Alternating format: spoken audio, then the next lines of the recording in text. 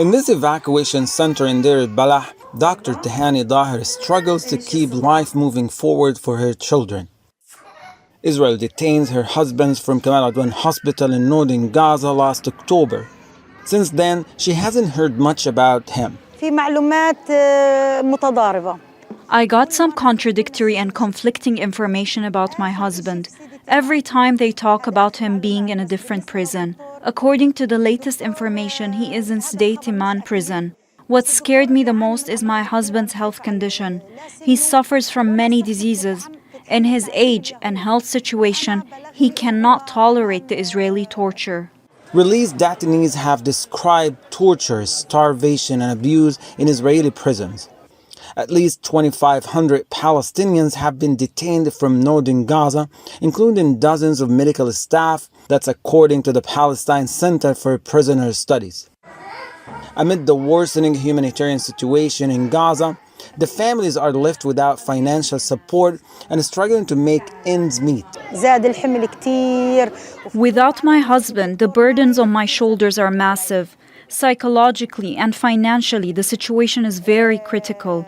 The Israelis kidnapped him because they didn't want him to save anyone, as they want to kill more and more of the Palestinians. There are no charges against him, except being a doctor who does his job. Many of other families are left in the dark, uncertain if their loved ones are even alive. Safa Jundia has no information about her husband's fate. The last stop of our displacement journey was in Deir el-Balah. My husband went back to Gaza to bring some stuff from there, but he didn't come back since. He is currently considered missing.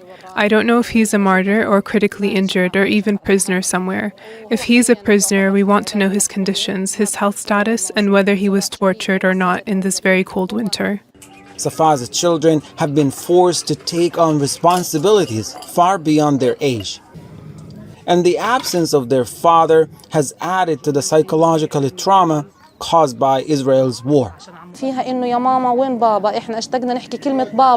The children are asking me a lot about their father because they miss him so much. They want their father to be with them. During every shelling and attack, they ask about their father and where he is.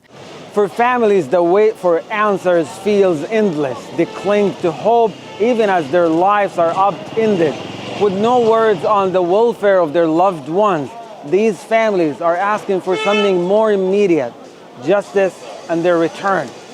Hani Mahmoud, Al-Jazeera from Deir el-Balah City, Palestine. Make sure to subscribe to our channel to get the latest news from Al Jazeera.